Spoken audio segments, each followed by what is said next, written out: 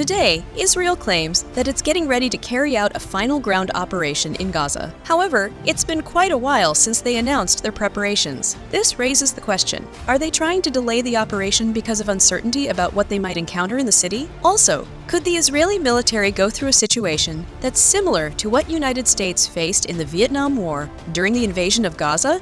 Furthermore, what's the story behind the tunnel networks that Hamas is constructing?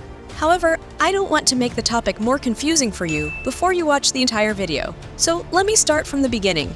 Hamas, a group claiming to control the local government of Gaza, declared that they started a war against Israel. They did this by launching missile strikes to civilian targets and sending its troops from the city at the same time. Israel reacted swiftly to this situation by deploying its army to counter the advancing Hamas forces. At first, their military operation was focused on pushing back the Hamas fighters, who had launched an offensive from the city. Later, reports and rumors began circulating in the media stating that Hamas had established a well-organized and fortified defense line within the city of Gaza. In response to these preparations, which posed a challenge to Israel's military objectives, the Israeli Air Force took action by launching a series of strategically designed air attacks on the city to weaken and disrupt the defensive lines that Hamas forces made. Now that we've summarized the events, let's move on to the main question. When will Israel initiate a ground operation? Or if it has already done so by the time I uploaded this video, what danger awaits them? But before we find answers to these questions, it's important to understand the situation in Gaza. Gaza is a city that under a strict Israeli blockade for a long time. This makes it almost impossible to deliver supplies and aid to the city by sea or land. As a result, the people in Gaza have had to meet their basic needs like food, water, and electricity through alternative ways for an extended period. This is where the tunnels, which are the main topic of this video, come into play. Because of this blockade, the economy of Gaza City mainly depended on the underground tunnels. The people of Gaza sent the goods they produced to Egypt through these tunnels and earned money in return. Also, essential supplies and electricity were brought to Gaza through these tunnels, providing some wealth to the people. Similarly, Hamas and other groups used these tunnels to get the materials and equipment they needed from Egypt and bring them to Gaza. If we put the military goals aside, the people of Gaza managed to maintain a decent living standards with the help of these tunnels. But you might be wondering how this is relevant to our topic. The thing is, these tunnels, originally meant for the economy, have turned into something else. Currently, Hamas expanded and repurposed these tunnels into an underground base for its army. Inside, you'll find rooms. There is room for everything, like rooms for missiles, training, entertainment, and even places for sleep. These tunnels were specially designed to feed the army for a long period of time, possibly for several months. I'm sure this tunnel network feels familiar to you. Historically, is there any wars won with guerrilla warfare like this? The answer is yes. It's the Vietnam War. Looking at the current situation, who can guarantee that the roles of the countries in the war won't turn it into the roles in the Vietnam War? The media is currently saying that Israel, which has one of the world's strongest armies, will eventually win even if it takes a long time.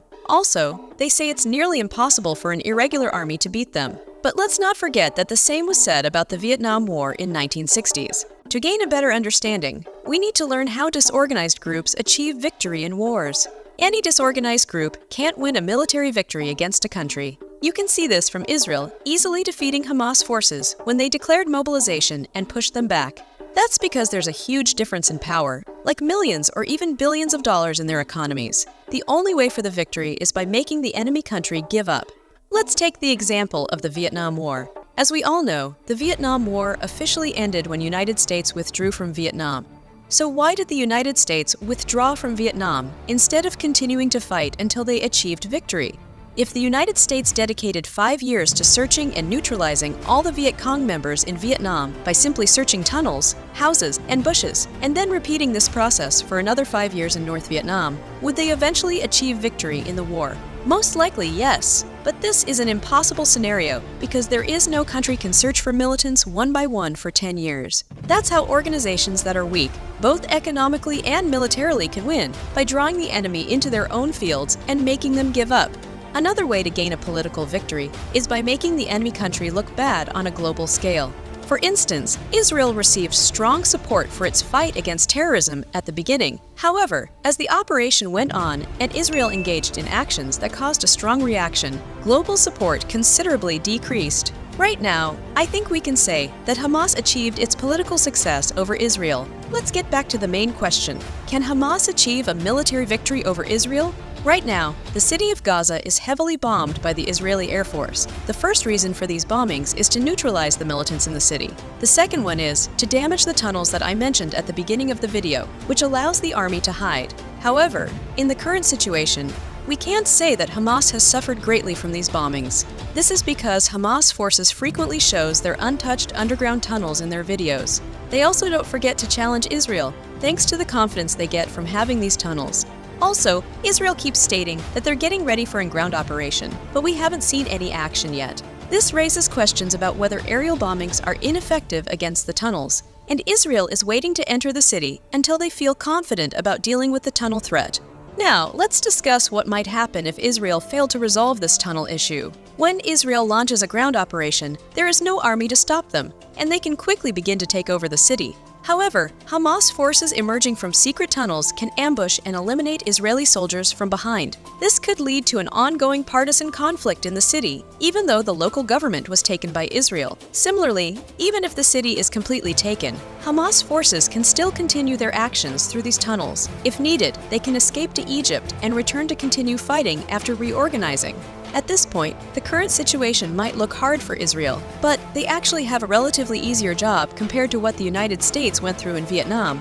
It's because United States had to deal with a whole big country, making the mission almost impossible. Israel, on the other hand, only needs to clean up one city, which means they can finish this job in a short time. Also, the supports that the Viet Cong received came from neighboring countries like Laos and North Vietnam. So soldiers in the south easily got the resources. In the case of Hamas, the main potential supporter might be Iran, which is further away. Additionally, since the city is small and under blockade, Israel can stop this aid with little effort. However, there is more. Because of the geographical and religious significance of the region, Israel has had to contend with over 30 disorganized groups that prefer guerrilla warfare over civilian targets. Consequently, nobody can guarantee the safety of the civilian population in the Israeli cities from these groups, while the Israeli army engages in actions with Hamas in the west.